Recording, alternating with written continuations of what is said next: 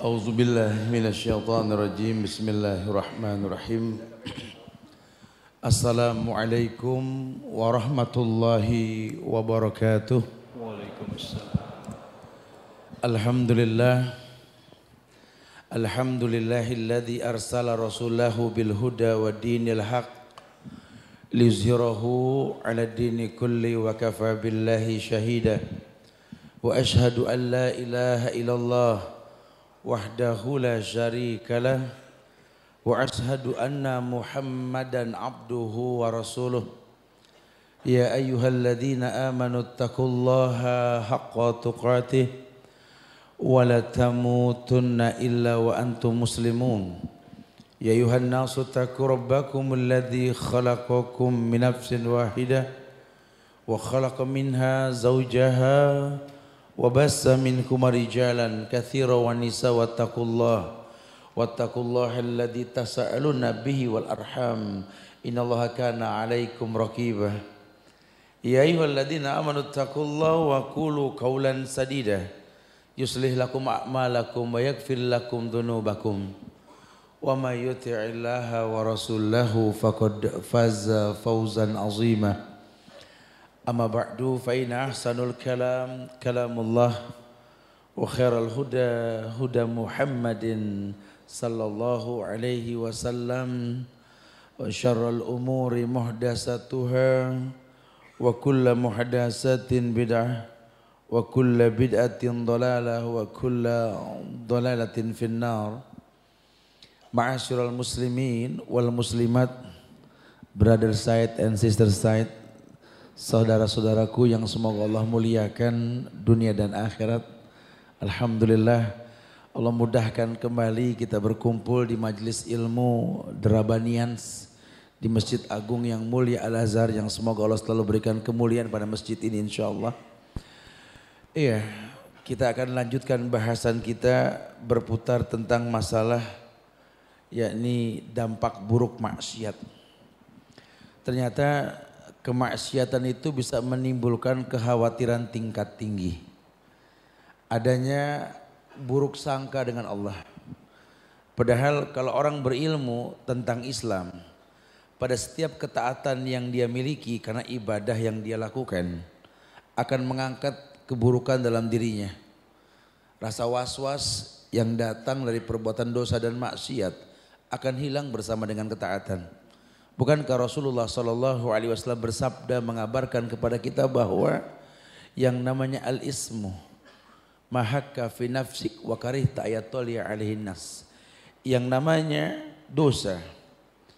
Yang namanya dosa ini merupakan sesuatu yang membuat orang ini khawatir kalau seandainya manusia tahu apa yang dia lakukan. Ya. Kalau yang namanya dosa mahaka fi nafsik wa karihta ayatolli alaihin nas. Itu yang membuat dadamu sesak, was-was timbul, khawatir tingkat tinggi ya. Wa karihta ayatolli alaihin nas. Dan kamu benci kalau seandainya orang lain tahu. Makanya kalau dikatakan khawatir tingkat tinggi, ya bukan karena dia khawatir ada di tingkat yang paling tinggi, bukan. Ya wallahu alam bisawab. Kalau memang orang nggak punya jam terbang, main tinggi-tinggian ya khawatirnya ada takut dah dengan ketinggian lah. Tapi kalau dia berilmu, dia akan tahu sekali bahwa Allah Jalla wa'ala, Allah Tabaraka wa Ta'ala inginkan manusia paham bahwa ketenangan hati itu dengan banyak berzikir. Ala bizikrillahi tatma'innul qulub. Karena dengan banyak berzikir hati menjadi tenang. Sekian banyak ayat dalam Al-Quran yang mengabarkan tentang janji Allah. Allah akan tolong orang-orang beriman kalau beriman dengan cara yang baik. Antum bisa lihat dalam Al-Quran pada surat An-Nisa ayat 146. Ketika Allah berfirman, وَسَوْفَ يُؤْتِلَّهُ الْمُؤْمِنِينَ أَجْرًا عَظِيمًا. وَسَوْفَ يُؤْتِلَّهُ الْمُؤْمِنِينَ أَجْرًا عَظِيمًا. Allah yang mengatakan pada surat An-Nisa ini bahwa Allah pasti berikan balasan mulia buat orang yang beriman. Jadi iman saja itu bisa mendatangkan kebaikan buat si pemiliknya. Kenapa? Karena kalau sudah bicara iman, kita bicara ibadah. Seluruh ibadah dalam Quran pasti muqaddimahnya ya ayyuhalladzina orang yang beriman. Sehingga kalau orang sudah beriman dan dia beribadah, ibadah itu akan mendatangkan hidayah. Allah sendiri mengatakan wasaufa yu'tillahul mu'minina ajran azimah.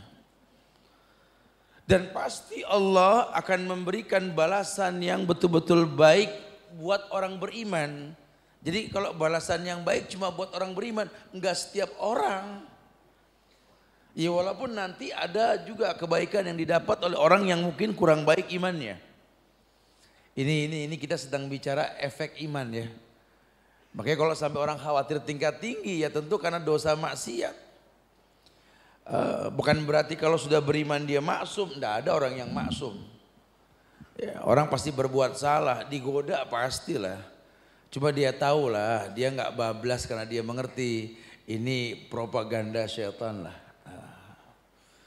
Ya habis konsekuensinya orang keren pasti digoda dong.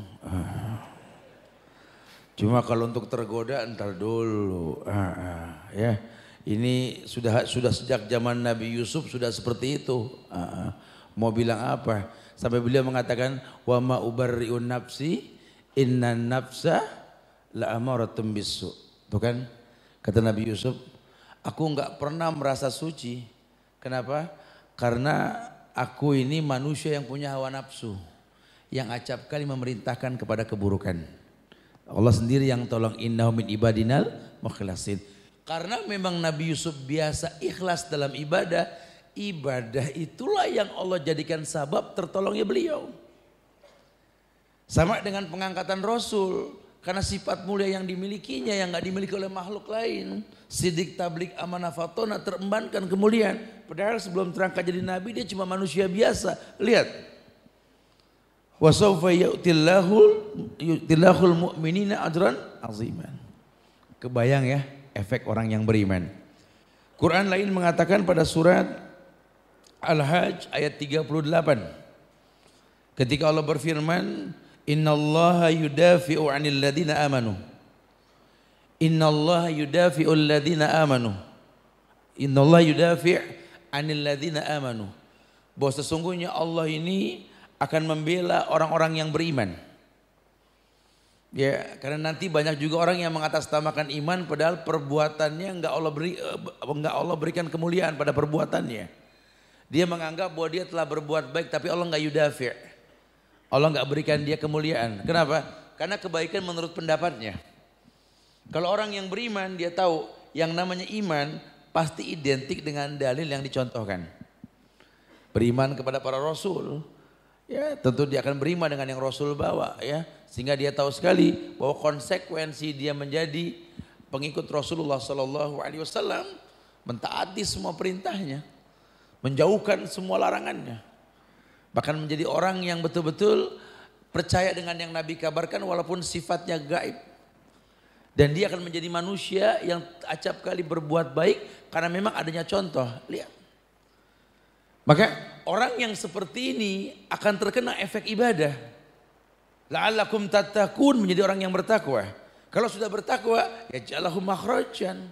Karena orang yang enggak diberikan makhrajan, solusi dalam hidupnya akan selalu merasakan khawatir. Ya.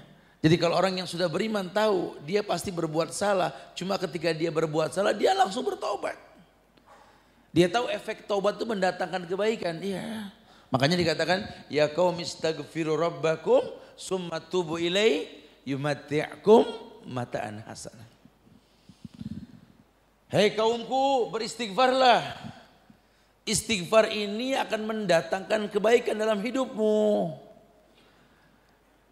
Allah akan berikan nikmat yang besar, nikmat yang baik. Ya karena memang istighfar merupakan bagian dari amal soleh. Man amila salihan min dzakarin au unsa wa huwa mu'min falanuhiyannahu hayatan thayyibah. Pokoknya yang beramal soleh laki maupun perempuan asal dia beriman, Allah janji falanuhiyannahu hayatan thayyibah, maka kami pasti akan berikan kehidupan yang thayyib. Hayatan thayyibah, kehidupan yang thayyib. Thayyib itu baik dan wangi, harum namanya. Umurnya sesingkat sesaat, cuma panjanglah orang mengenal namanya. Namanya hayatan thayyibah. Ya, Imam Syafi'i, enggak tapi panjang umurnya. Ibnu Taimiyah, enggak tapi panjang umurnya. Banyak orang-orang soleh yang enggak panjang umurnya. Cuma Masya Allah, kebaikan dia memanjang. Hingga pada waktu di mana dia tidak berada, orang merasakan kebaikan tersebut. Ya. Bahkan dalam ayat lain dikatakan pada surat Al-Mu'min ayat 7.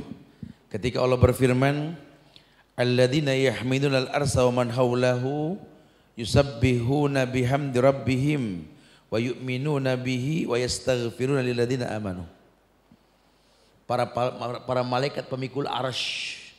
Ya, ini malaikat-malaikat betul-betul yang kerjaannya ini cuma memikul arsy. Ya, dan malaikat-malaikat lainnya ini selalu memohonkan ampun kepada Allah buat orang-orang beriman. Kebayang ya? Dia belum istighfar ya, tapi kalau imannya sudah bagus, malaikat bantu minta ampun ke Allah buat dia.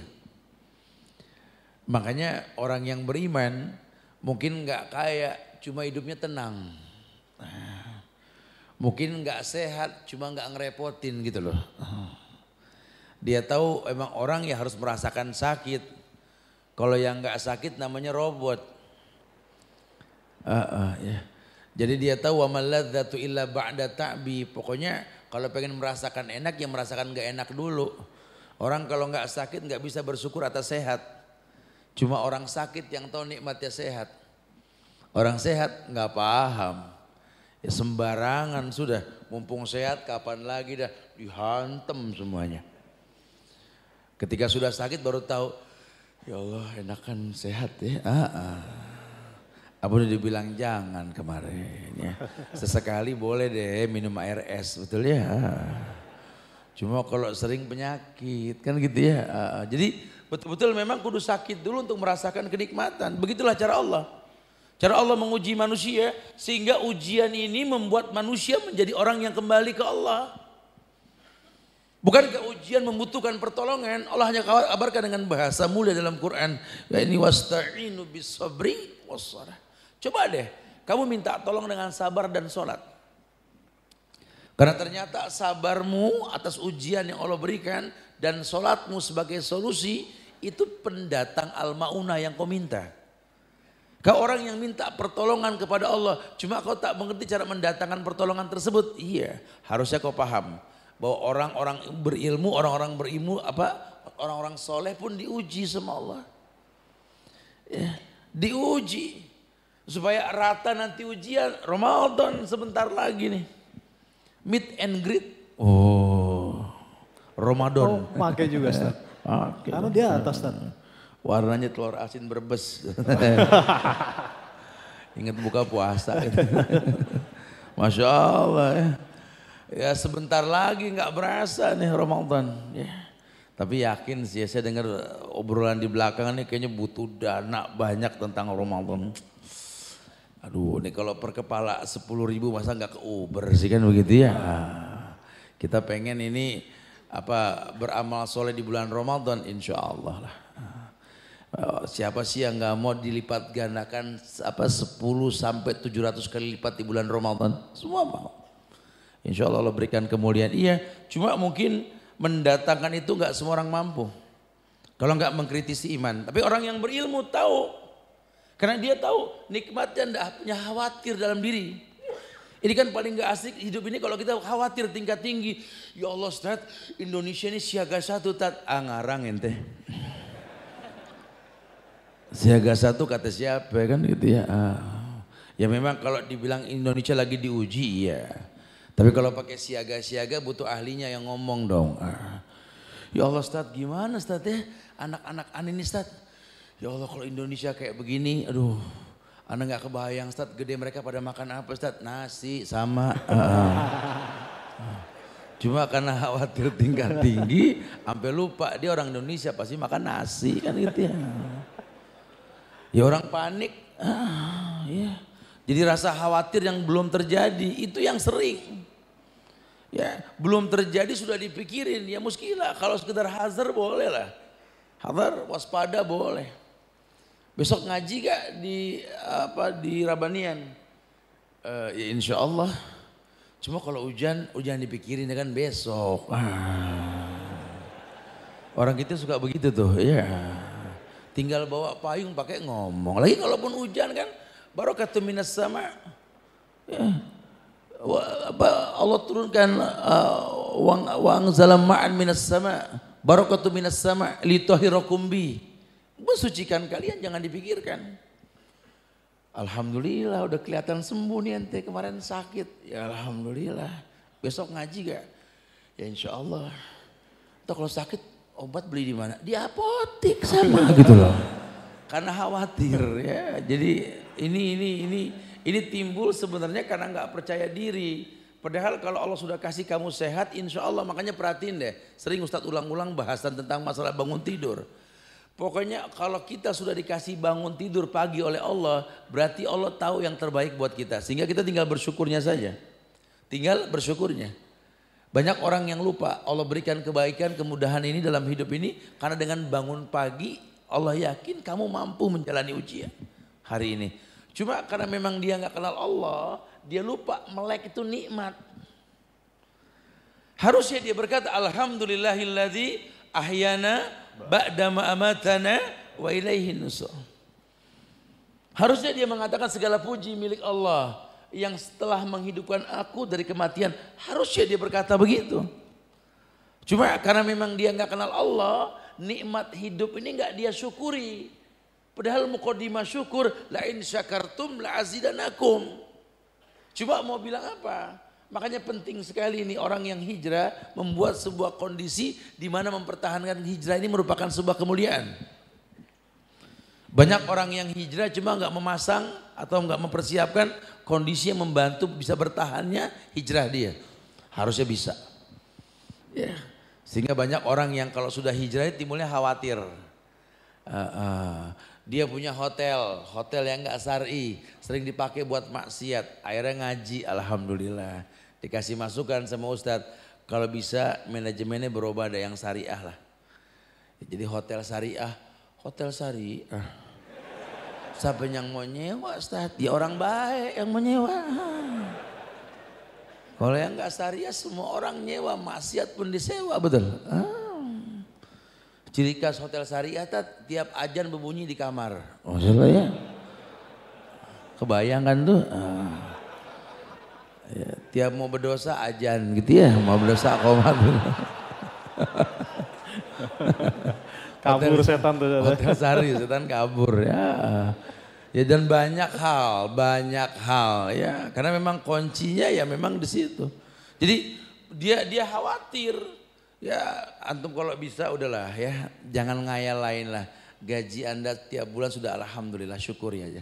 Jangan mikir yang lain. Ya jadilah pegawai yang syar'i. Waduh Ustaz, kalau jadi pegawai yang syar'i, Allahu a'lam bishawab nih Ustaz. Anak alhamdulillah Ustaz, di kantor karena sering begini makanya umroh terus Ustaz. Masya Allah. Masya Allah ya. Bangga sering berdosa jadi umroh mulu. Dia pikir diterima kali sama Allah umrohnya. Ya gak bisa. Ya coba dah. Ini bahasan ini berujung pada bahasan Ibnu Qayyim yang mengatakan idza kunta hasadka dzunub fadaha wa in syi'ta falyasta'nis. Suruh jujur, manusia suruh jujur. Beliau menyampaikan sebuah syair. Kalau seandainya manusia jujur, ya, idza kunta hasadka dzunub, sudah tidak bisa menghindari dosa. Ya, mau nggak mau dia berbuat dosa, bismillah deh. Fada'aha. Wa in syi'ta falyasta'nis. Tinggalkan dosa. Tinggalkan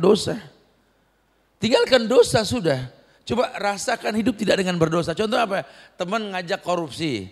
Anda menghindar. Mungkin berat rasa menghindari ajakan.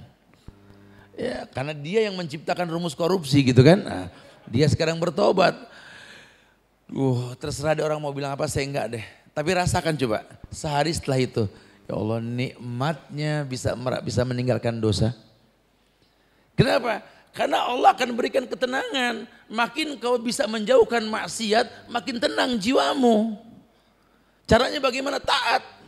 Jadilah orang yang gemar beribadah. Yang Allah memang janjikan kemuliaan ibadah tersebut. Masya Allah. Janji Allah banyak, dalam Quran banyak sekali. Ayat lain mengatakan, dalam ayat surat Al-Baqarah ayat 257 itu, Allahu waliyul ladzina amanu. Allah waliyul ladzina amanu. Allah itulah yang akan menjamin, memberikan perlindungan buat orang-orang beriman. Jadi mungkin dia orang yang tidak luput dari yang namanya ujian. Cuma dia tahu sekali bahwa Allah akan memberikan perlindungan khusus buat dia. Kenapa? Iman. Makanya di bahasan yang lalu kita sempat bahas ya, gimana nih caranya iman bisa stabil. Karena penyebab lemahnya iman banyak banget. Salah satunya apa? Kita nggak melatih diri untuk selalu berbuat ikhlas dalam ibadah. Dan yang kedua, kita ini konsekuen dalam emosi, konsisten dalam emosi. Ya, padahal orang Islam ini harus tahu tidak boleh hidup ini emosi. Orang emosi manusiawi, tapi kalau sampai dia merasa bahwa emosi merupakan sebuah kebaikan, tidak ada. Tidak ada satu perbuatan pun dalam Islam yang mengedepankan emosi. Makanya setiap ibadah mendatangkan ketenangan hati. Orang yang hatinya tenang, orang yang bisa kontrol.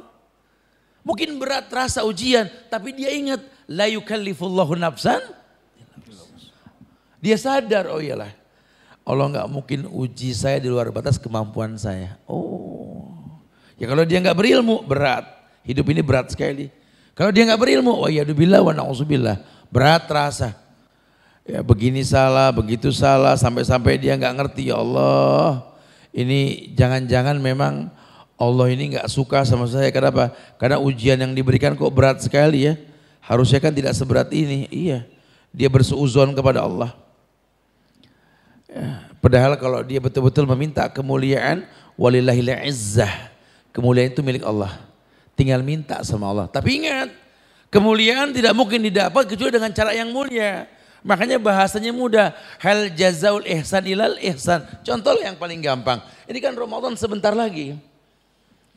Kalau cuma sekedar menanti datangnya Ramadan, nggak usah ditunggu, Ramadan pasti datang ya. Jangan seperti orang yang nungguin sahur ketika bulan Ramadan. Awal-awal Ramadan sampai terang gang. Pos ronda bolame baru semua. Orang semua begadang, Masya Allah. Wih, tumben pada melek nih. Biasa kita kalau pulang gelap. Nungguin sahur tat. Oh, emang sahur mau datang? Katanya mau datang tat. Gitu. Waktu ditunggu. Padahal sunnah orang kalau udah yang namanya habis terawih tidur sunnah. La samrah, tidak ada begadang malam. Nanti bangun malam, baru amalan malam tuh banyak. Bahkan kata Rasul itu nanti Quran datang hari kiamat memberikan syafaat. Quran bilang sama Allah, ya Rabbi mana'tuhu nauma bil lail fasyafi'ni fihi. Duhai Tuhanku, aku bikin dia tidak tidur malam karena baca aku. Artinya kalau orang nanya, Tat malam, terus kita kalau tidur bangun malam ngapain Ustaz? Ya Allah ngapain? Uhilla lakum lailatas siyam. Dihalalkan malam mau ngapain aja silakan gitu ya. Jangan bingung, hidupkan malam. Dan malam itu asik tapi bukannya begadang, tidur. Gapai keberkahan yang banyak, imam baca Quran, imam sahur. Karena sahur kan nanti diajarkannya apa? Kita supaya nggak makan kebanyakan. Makanya Nabi mengatakan bahwa tasaharu wala bitamar, tasaharu wala bijuz'im mimma. Sahurlah kalian walaupun dengan sebutir korma. Sahurlah kalian walaupun dengan segelas air. Bahasa Rasul begitu. Enggak ada perintah tasaharu birruzin sohnan wahidan gitu ya. Sahurlah kalian dengan nasi sepiring mentung, nggak ada. Suruhnya itu wala bitamar, walau dengan sebutir korma, wala bijuz'im mimma, walaupun dengan segelas air, tuh kata Rasul. Kenapa? Karena keberkahan yang didapat. Dan ternyata ketika orang beriman dengan yang Rasul sampaikan, besok paginya itu asik. Nanti antum kalau Ramadan, tolong deh sahur jangan kebanyakan, paginya asik. Kenapa? Karena berkah. Yang kita ambil berkah. Innallaha wa malaikatahu yusholluna 'alal mutasahhirin fa inna fis suhri barakah. Bahkan orang yang sahur, Allah dan para malaikat bersolawat sama orang yang sahur. Dalam sahur ada berkah. Lihat fungsi iman. Ketika kita sudah beriman dengan yang Rasul sampaikan, semuanya mudah. Enggak ada kekhawatiran. Ya orang khawatir kalau enggak beriman, iyalah. Paniknya pagi sampai, ya Allah, ente pucet kenapa ya? Enggak sahur Tat. Kirain ada masalah negara. Masya Allah enggak sahur. Banyak orang panik. Sampai kesel banget, saya marah-marah di rumah Tat. Marah-marah kenapa? Enggak dibangunin sahur. Ya, kalau marah mungkin karena nggak dapat berkah, mungkin ya wajar lah berkah nggak dapat, emosi marah ya. Tapi kalau cuma masalah makan ya salah sekali. Ini orang nggak paham, imannya nggak berfungsi. Kalau dia tahu, dia kenal Rasulullah Sallallahu Alaihi Wasallam, demi Allah tidak ada kekhawatiran buat orang yang beriman. Lihat sahabat-sahabat Rasulullah Sallallahu Alaihi Wasallam. Coba antum ambil hikmah perang Badar coba. Jumlah sahabat yang minoritas yang cuma 313 orang. Masya Allah. Melawan ribuan musuh. Tidak gentar mereka. Kenapa? Karena Allah yang kasih kemenangan. Ya. Kenapa sekarang kok kita dengan jumlah banyak nggak bisa menang? Seakan-akan susah betul jewer satu orang gitu loh. Sampai ketarik partai Islam mau bela-bela dia, subhanallah saya nggak paham. Dikasih empan apa itu? Ya. Lo kok bisa ya? Ustaz ya? Wallahu a'lam. Tapi yang pasti itu bisa terjadi. Nggak bisa kita menegakkan kemuliaan karena Allah nggak izinkan kita menang. Ini kita suka lupa nih. Kita menganggap nih kemenangan kita yang ngatur. Ya kan kebukti Ustaz. Kayaknya Allah diem aja Ustaz. Makanya kita maju. Antum nggak bisa direvisi tuh kata-kata gitu loh. Allah nggak diam, Allah berbuat. Cuma Allah nggak berikan kemenangan. Kenapa? Karena kalian nggak layak menang gitu loh. Kesyirikan masih merupakan sebuah rutinitas. Kemaksiatan menjadi sebuah talbis dalam ibadah yang kalian lakukan. Gimana kebaikan datang? Sementara rumusnya apa? Hal jazaul ihsan ilal ihsan. Bukankah balasan kebaikan datang dengan cara yang baik? Ya cuma pertanyaannya, ya Allah Ustaz saya sholat udah Ustaz, ya Allah ngaji rutin cuma masih was-was aja. Yang dibahas masalah, penyebabnya gak dikasih bocoran. Kerja di mana emang? Di perusahaan riba Ustaz. Ya pantesan gitu loh. Hidup anak gak tenang Ustaz, padahal ya Allah Ustaz waktu anak nikah dulu banyak orang soleh yang datang Ustaz. Ngedoain semua. Barakallahu lak wa baraka alaik wa jama bainakuma fi khairin. Makanan juga orang yang bertakwa yang makan Ustaz. Ana heran tapi hidup anak kok enggak berkah Ustaz. Oh Masya Allah penyebabnya apa ya? Dulu waktu nikah orang tua kemana? Marah Ustaz enggak setuju. Itu masalahnya. Jadi jangan bahas masalahnya dulu, lihat penyebabnya. Karena enggak mungkin kebaikan mendatangkan keburukan tuh enggak mungkin. Pasti ada penyebabnya. Ya, Anda sudah sholat, sudah Tad. Tapi jiwa Anda nggak tenang, Ustaz. Coba perhatikan wudhu Anda. Ya, sholat dari kemarin saya sengaja nih reading ke beberapa tempat daerah ini, pengen lihat tempat-tempat ibadah ini kebanyakan tempat wudhunya berantakan. Orang ngebagusin ruangan sholat, cuma nggak memperhatikan tempat wudhu. Banyak kasus. Padahal yang sering dibahas sama ustadz-ustadz apa? Lam yastatiru min bauli. Lam yastatir min bauli itu tidak nyaman ketika buang hajat, enggak bersembunyi. Banyak WC itu enggak nyaman buat orang buang hajat, baik kecil maupun besar.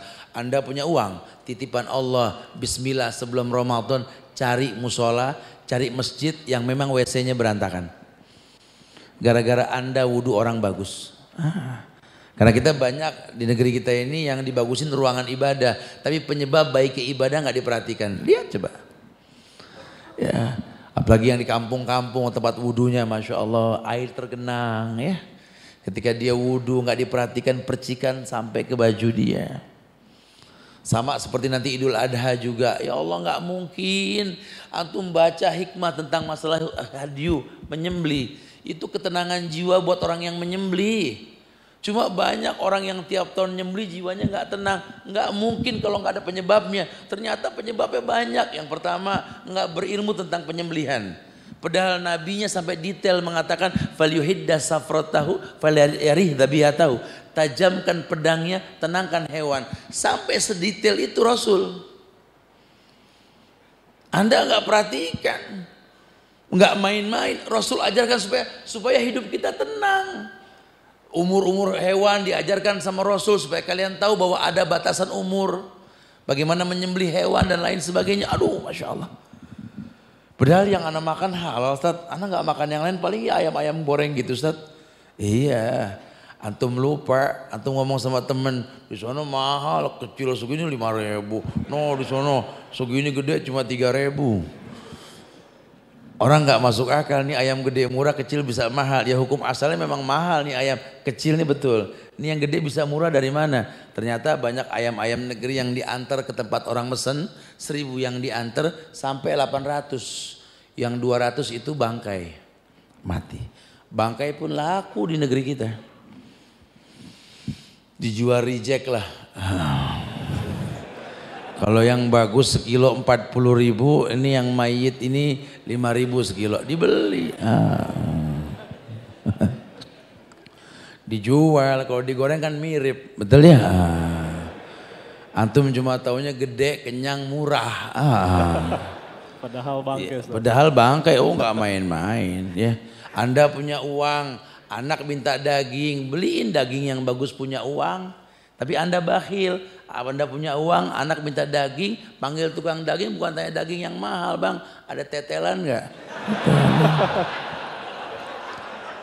Orang kaya makan tetelan asam urat, betul ya? Tapi kalau orang miskin memang mampunya cuma tetelan, maafi muskilah bagus. Bagus. Jadi jangan lupa yang mendatangkan penyakit itu Allah, yang menyembuhkan juga Allah. Sebab yang dicari, karena bakhil ini gitu loh. Harusnya Anda mengeluarkan uang 10.000 buat pedagang ini. Anda bikin 5.000, Allah bikin Anda sakit buat keluar lebih. Makanya jangan bakhil. Ya, ini banyak sekali orang yang kadang-kadang bablas. Dia rasa dia sudah atur hidupnya. Padahal syahih. Rajulun syahih. Orang yang bakhil. Nikmati hidupmu. Karena melalui kamu rezeki buat orang banyak. Jadi kekhawatiran nggak timbul. Karena dia tahu sekali. Inilah proses hidup. Ketika dia bisa menjadi orang yang ittiba. Mencontoh semua yang Rasul contohkan. Sahabat tak ada yang khawatir. Banyak sahabat-sahabat yang backgroundnya kaya.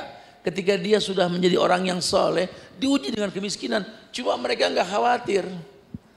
Karena mereka tahu sekali Allah jamin. Ya. Dulu panik orang kalau nggak makan, tapi dengan Ramadan nggak ada yang panik. Bisa demo nih pegawai di instansi, kenapa? Karena dilarang makan siang. Tapi ketika Ramadan nggak ada yang demo, ya Allah yang nyuruh gitu ya. Ya sebenarnya iman tuh di situ, cuma karena jarang dibahas kita nggak paham. Kita panik dengan sesuatu yang nggak harusnya dipanikin. Wallahu a'lam bishawab ya. Jadi khawatir tingkat tinggi itu penyebab utamanya ketika kita berselisih dengan apa yang Allah perintahkan, Nabi contohkan. Sehingga khawatir ini menumpuk sampai tingkat tinggi sampai kita lupa Allahu waliyul mu'minin. Allah itu pelindung orang-orang beriman. Wallahu a'lam bishawab. Ustaz, ini ada yang menarik nih Ustaz, antara khawatir atau rasa khawatir yang berlebihan karena konsekuensi ya, ini kayaknya sebuah konsekuensi ya Ustaz ya. Konsekuensi dari sebuah dosa yang dilakukan. Jadi muncul rasa khawatir, ketakutan. Nah sementara di lain hal juga kita pernah mendengar bahwa was-was itu datangnya dari syaitan. Nah ini bagaimana nih ngebedain kalau memang itu khawatir karena dari dosa yang kita perbuat. Atau memang karena kita sebenarnya tidak sedang dalam kondisi bermaksiat, cuman syaitan tuh mengembuskan rasa was-was gitu. Ini bedanya tuh apa Ustaz? Memang Rasul sudah mengatakan al-waswas minasyaitan. Was-was itu dari setan. Jadi kalau betul setan menghembuskan was-was betul. Karena apa? Karena ada penyebab. Ima maksiat tadi yang dia lakukan, sehingga ilmu nggak dia dapat karena kemaksiatan. Ilmu nur wa nurul la yuhda lil asi, kan kata Imam Syafi'i begitu. Ilmu cahaya Allah nggak mungkin datang ke orang yang bermaksiat. Nah, Atau mungkin makanan. Inna syaitan yajri min ibni Adam majrad dam. Setan itu jalan di badan anak Adam melalui aliran darah. Wallahu alam.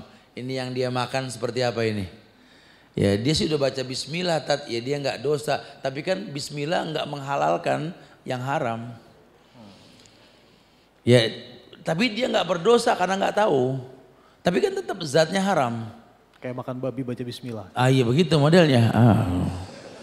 Nggak jadi halal, hukum asalnya haram. Buat dia yang makan karena nggak tahu nggak dosa, tapi tetap haram. Gitu lah ya. Sama dengan orang yang donor darah dari PMI. Ini nggak diperhatikan, MUI juga kurang greget sih, pegel ya gitu ya. Ini kan masalah harga diri muslim, betul gak? Tolong dong dipisahkan darah Islam, darah kafir. Ini nggak diperhatikan dan dari dulu ini nggak ada masalah, kayaknya tenang-tenang saja. Sementara darah orang kafir ini masuk ke badan orang Islam. Wajar kalau orang Islam sekarang malah ngayal pemimpinnya kafir, bimbing dia ke sorga. Wajar banget gitu. Wajar, sumpah wajar gitu ya.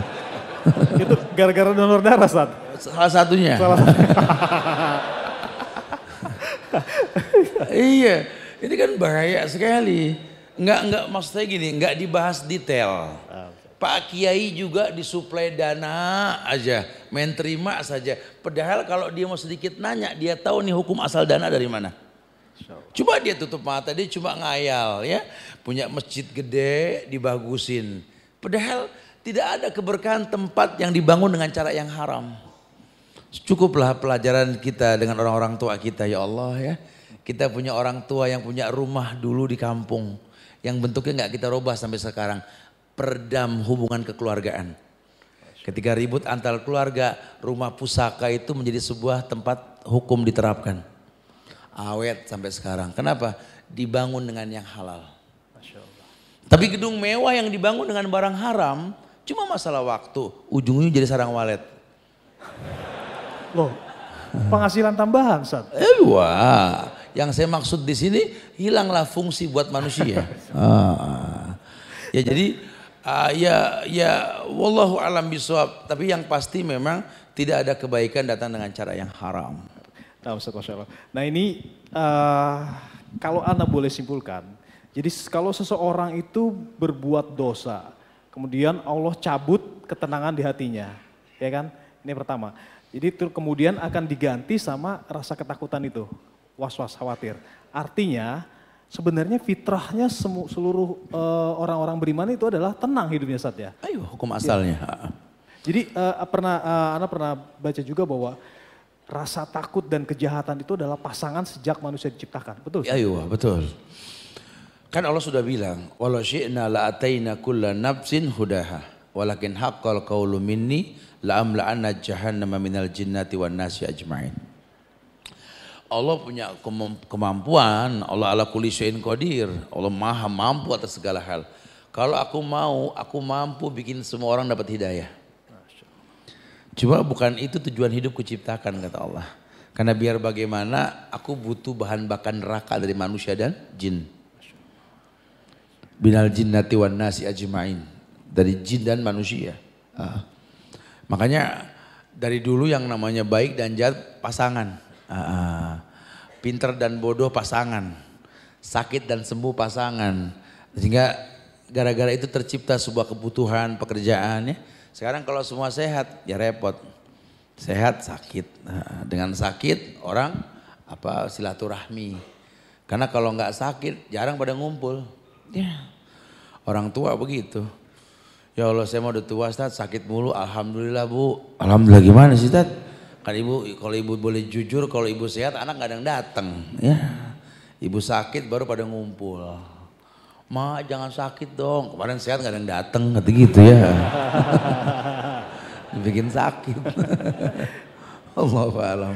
Nah itu kan secara personal Ustaz ya, artinya maksiat orang perseorangan. Menimbulkan rasa khawatir pada orang itu. Iya. Nah sekarang ini nih di Jakarta itu rasa khawatirnya berjamaah Ustaz. Ayo. Nah, kira-kira sebenarnya dosa orang Jakarta itu apa Ustaz? Sampai kayak, gila nih kayaknya kita harus, kayak Ustaz bilang tadi lah, siaga satu lah segala macam. Nah, kayaknya kita mau dapat mimpin ini. Itu kan itu sebenarnya kan rasa khawatir Ustaz ya. Nah itu sebenarnya bagian dari amar ma'ruf nahi mungkar atau memang sebenarnya karena ada maksiat yang dilakukan secara berjamaah oleh warga Jakarta? Kalau dulu kan biang keroknya satu gitu ya. Kalau sekarang banyak bener biang kerok gitu ya. Kata Rasul kan ad-du'at ala abwabi jahannam, bukan ad-da'i. Bahasa Rasul ad-du'at ala abwabi jahannam. Hati-hati nanti satu masa kata Rasul banyak dai-dai dari pintu neraka. Jadi du'at ala abwabi jahannam, bukan ala babi jahannam, abwabi jahannam. Para penceramah dari pintu-pintu neraka. Ya, ini Abdullah bin Ubay bin Salul bikin organisasi dan regenerasi gitu loh. Ya, betul-betul membrainwash otak anak-anak muda, memobilisir emosi, padahal ujung-ujungnya menawarkan produk partai dan kelompoknya. Sehingga kita nggak ngelihat lagi pahlawan yang satu, yang kita lihat orang-orang yang banyak mengajak pada pintu-pintu jahanam. Sampai Rasul mengatakan, man ajabahum qajafuhum fiha. Orang yang mengikuti ajakan para duat tersebut, maka akan masuk neraka bersama mereka. Sampai Huzaifah kan tanya dalam hadis itu, sifhum lana. Itu duat ala abwabi jahannam, sifhum lana. Coba Rasul, kabarkan sifatnya. Supaya kita tahu nih kayak gimana sih orangnya. Nabi mendetail, kata Rasul apa? Qaumun min jildatina wa yatakallamuna bi alsinatina. Kaum yang sekulit warnanya dengan kita. Sama orang-orang kita, orang Arab dong berarti. Iya. Wa yatakallamuna bi alsinatina kata Rasul, dan bicara pakai bahasa kita. Kebayang tidak? Quran dibawa, hadis dibawa buat ngajak berbuat dosa. Di otak-atik itu Quran. Buat yang nggak paham, amin aja dah. Padahal wallahi akhi fillah, tidak ada yang namanya keburukan mendatangkan kebaikan. Allahu a'lam. Nah. Ada ungkapan gini, Ustaz. Ini sebenarnya kan masalah kekhawatiran itu asalnya dari mana, itu kan boleh bilang perkara goib Ustaz ya, perkara keimanan Ustaz ya. Nah kita ini emang hidup ini di generasi apa-apa logika gitu. Makanya orang jil makmur gitu. Artinya kita tuh lebih bisa dinasehatin sama kalau ditonjok sakit biru. Nah iya aja berarti jangan nonjok. Ini kalau misalkan masalah gini Ustaz, ada gak sih caranya nasehatin orang gitu ya.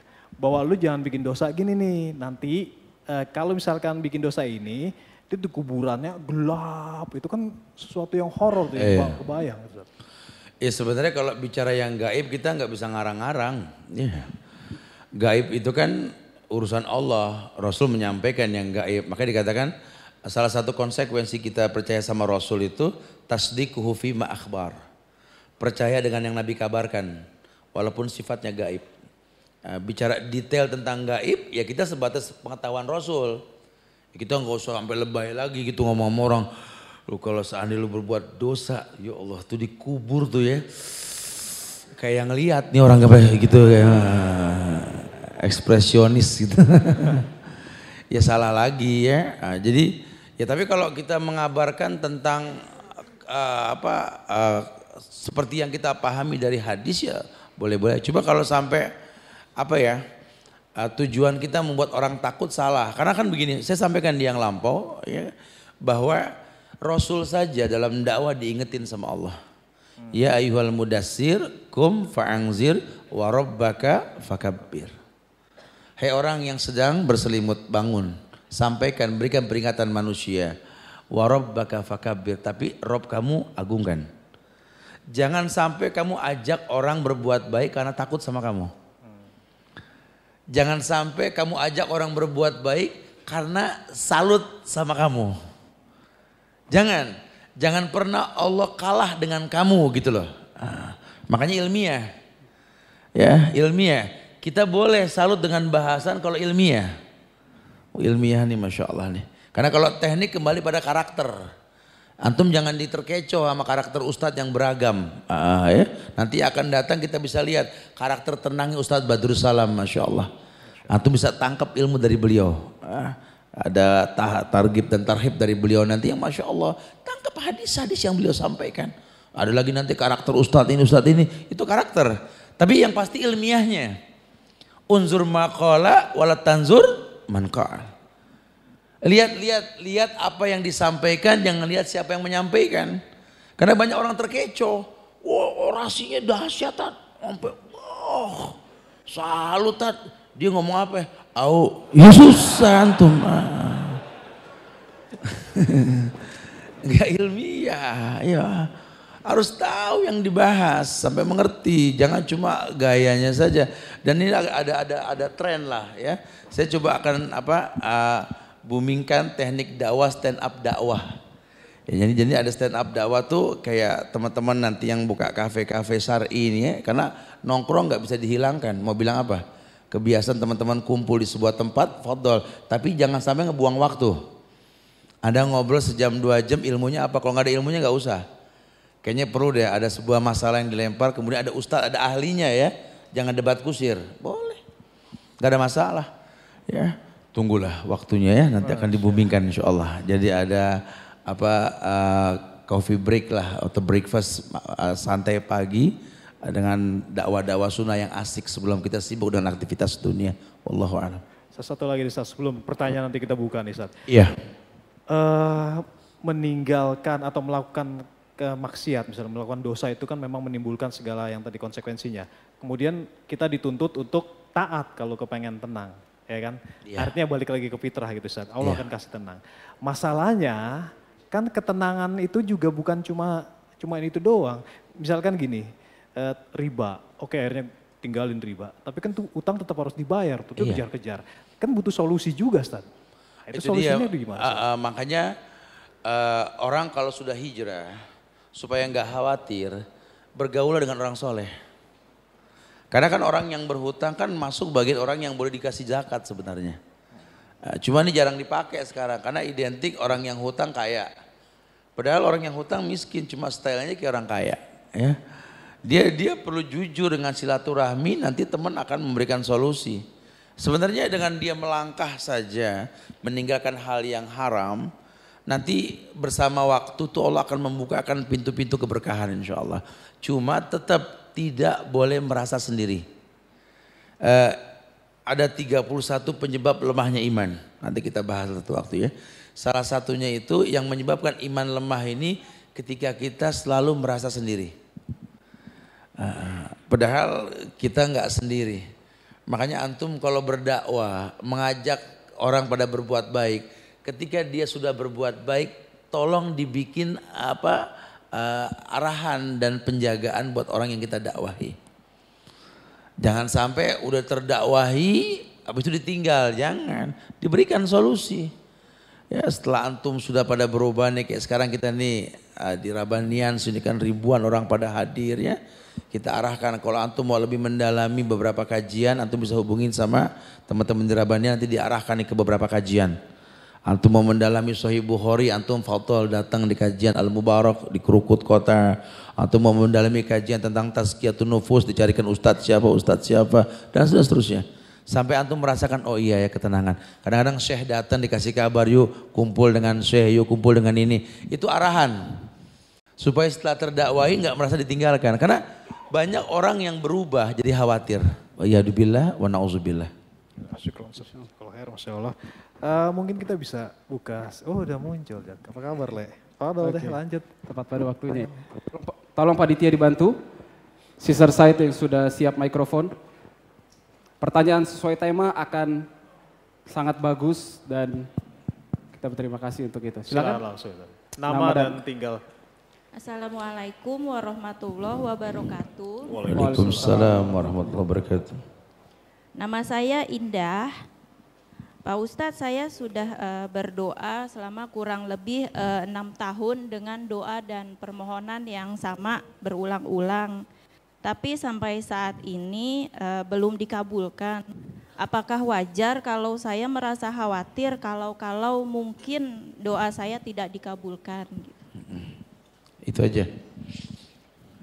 Iya, ada sebuah hadis di awal bahasan kita, kalau ibu waktu itu hadir, kita sempat bahas bahwa Rasul pernah bersabda, yustajabu lil abdi malam yad'u bi ismin aqati rahim awil istijal. Yustajabu lil abdi, setiap doa hamba itu pasti dijawab. Kecuali 3 doa yang enggak dijawab sama Allah. Yang pertama, malam yad'u bi ismin, ketika dia berdoa untuk dosa, sebuah dosa. Allah tidak mungkin jawab doa untuk sebuah dosa. Yang kedua, aqati rahim, dia berdoa untuk memutus silaturahim, nggak bakal Allah terima. Yang ketiga, awil istijal, atau orang yang berdoa ini tergesa-gesa, khawatir. Rasul mengatakan, yaqulul abdu qad da'autu falam ara yastajibu li. Sama seperti seorang hamba yang berkata, aku telah berdoa, tapi tak pernah kulihat jawabannya. Itu haram. Harusnya kita yakin, Allah sudah bilang ud'uni astajib lakum. Allah nggak mungkin bohong. Minta langsung ku jawab. Udah Ustaz, cari penyebabnya.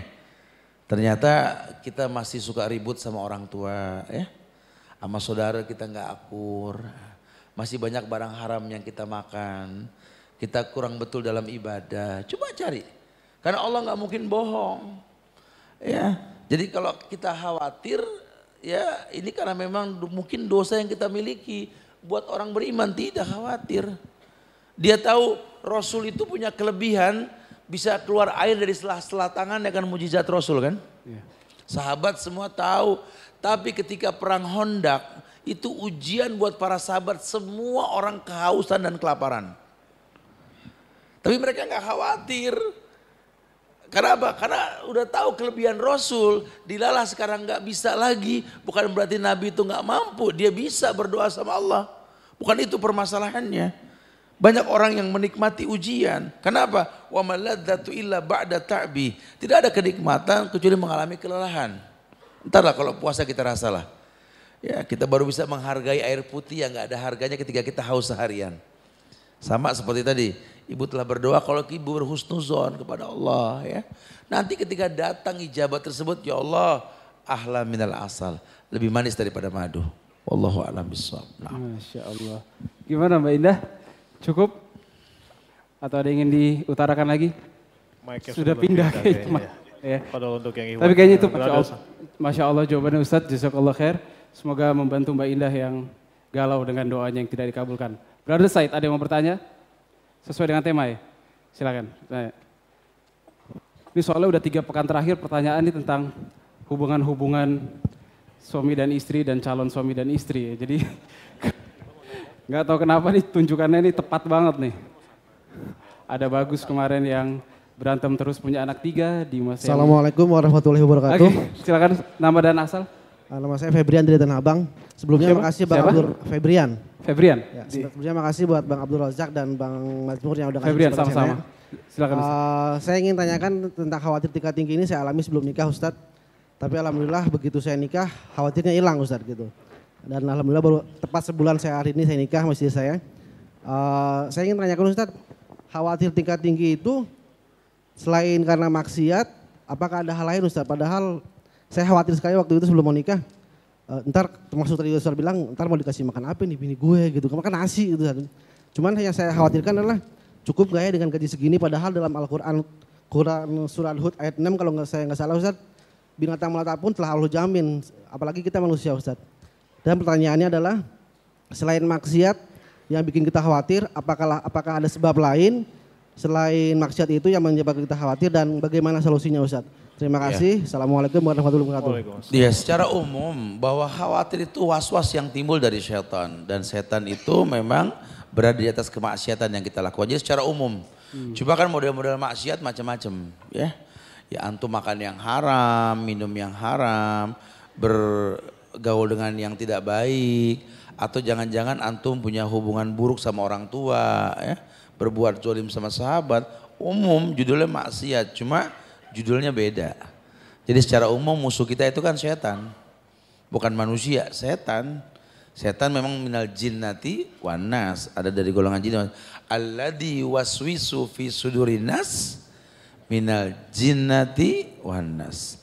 Yang namanya setan ya golongan jin, golongan manusia. Golongan jin ya gaib, golongan manusia ya kita lihat dah. Nanti kan Ramadan yang diikat jin. Tapi setan dari manusia dilepas, betul ya? Ya jadi kita yang perlu berilmu nih tentang masalah ini ya. Wallahu a'lam bishawab. Nah, Cukup Febrian. Ini ada buku bagus buat Febrian, akibat makanan yang haram. Masya Allah, dari panitia buat Febrian. Sister Said langsung yang pertanyaan. Assalamualaikum warahmatullahi wabarakatuh. Waalaikumsalam warahmatullahi wabarakatuh. Saya mau tanya, Nama dan tinggal di mana, Puan Sister? saya Nika dari Pasar Minggu.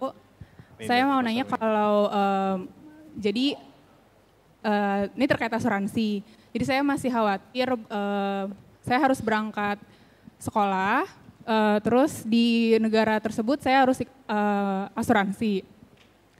Asuransi itu dibayarin sama institusi yang beasiswa sih. Nah saya mau tanya apakah saya terkena dosa ribanya kalaupun saya nggak pakai asuransi tersebut. Terima kasih. Assalamualaikum warahmatullahi wabarakatuh. Asuransi haram dalam Islam. Ya. Dan saya yakin yang dimaksud asuransi yang ribawiyah ya. Wallahu a'lam bishawab. Tapi yang pasti memang yang asalnya haram ya haram. Buat akhwat yang sekolah di luar negeri, ya itu juga perlu tahu bahwa menuntut ilmu itu jangan ada kolaborasi dengan kemaksiatan. Yang sering sekali kemaksiatan terjadi buat orang yang nuntut ilmu di luar itu, akhwat khususnya, pulang pergi tanpa mahram. Tinggal di sana dengan banyak hal-hal yang beresiko tinggi untuk berbuat hal yang tidak-tidak. Mungkin dia lulus, mungkin dia bisa menjaga diri, Ustaz, alhamdulillah. Tapi tetap ilmunya nggak mendatangkan keberkahan. Karena cara mendapatkannya dengan cara yang salah. Kecuali kalau memang dulu dia menuntutnya nggak tahu, Ustaz, dia tinggal bertobat. Kalau sudah tahu dia sengaja muskilah. Jadi kalau saya boleh sarankan, ya hindarilah asuransi. Wallahu a'lam bishawab. Nah. Ya, dan tetap di Jakarta, Ustaz. Tetap di Jakarta. Atau tetap di luar negeri tapi nikah dulu. Cari ikhwan setempat. Mudah-mudahan Pak Ustadz, jadi maksudnya saya tetap, maksudnya kayak tetap terkena dosa ribanya walaupun misalnya saya nggak pakai gitu. Misalnya asuransinya selama setahun ya udah saya diemin aja. Iya, ya karena memang nggak berubah hukum kalau sudah tahu. Tidak menjadi halal yang haram kalau kita sudah tahu. Wallahu a'lam bishawab. Jazakallah. Wa yakin insyaallah. Semoga dimudahkan. Masih Cukup? ada sesi? Masih ada? Brothers. Syik.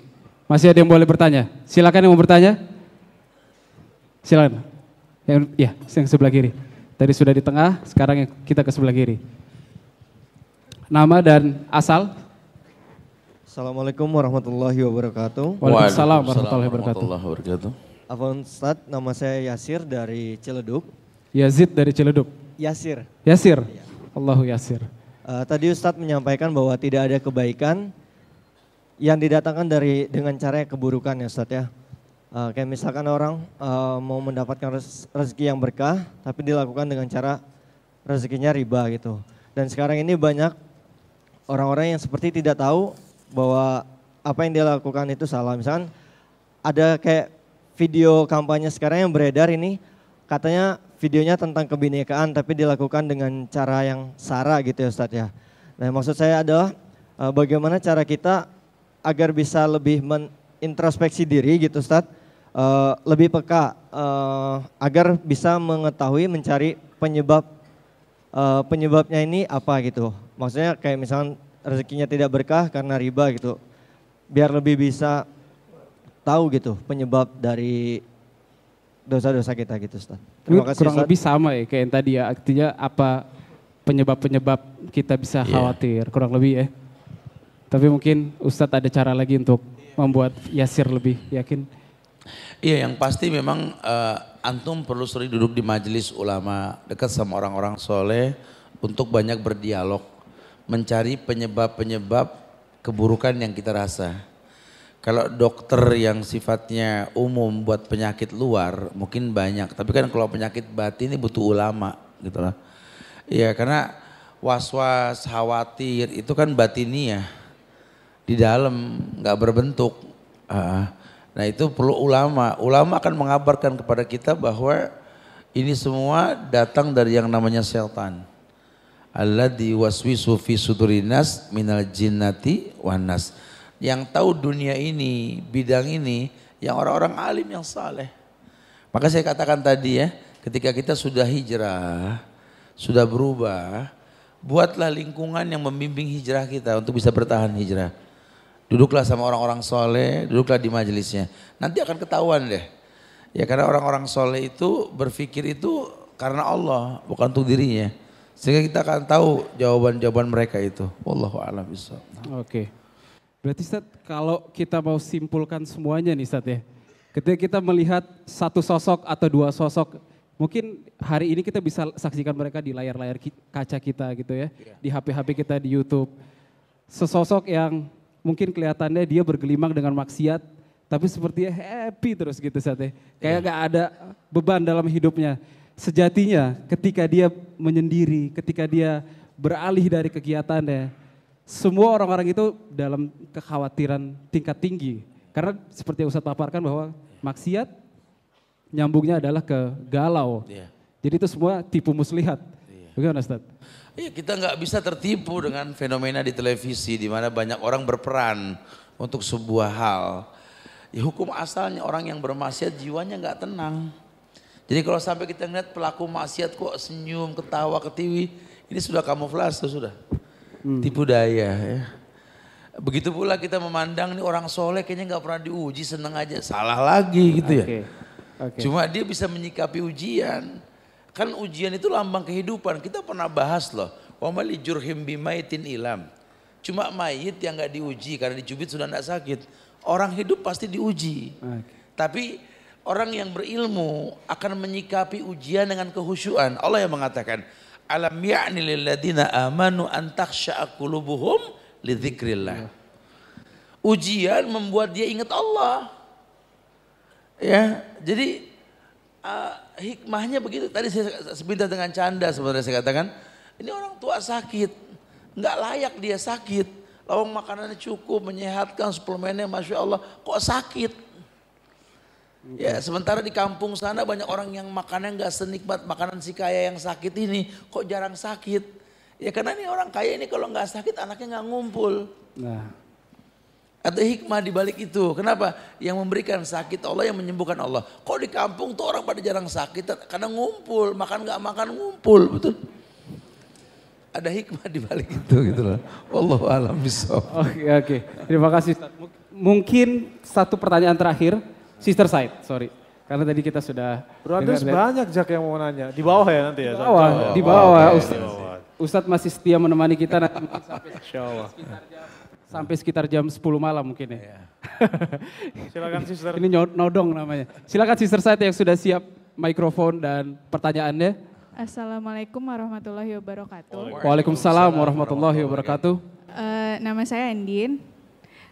Saya mau tanya jadi tentang kebetulan saya lagi ada sebuah kekhawatiran.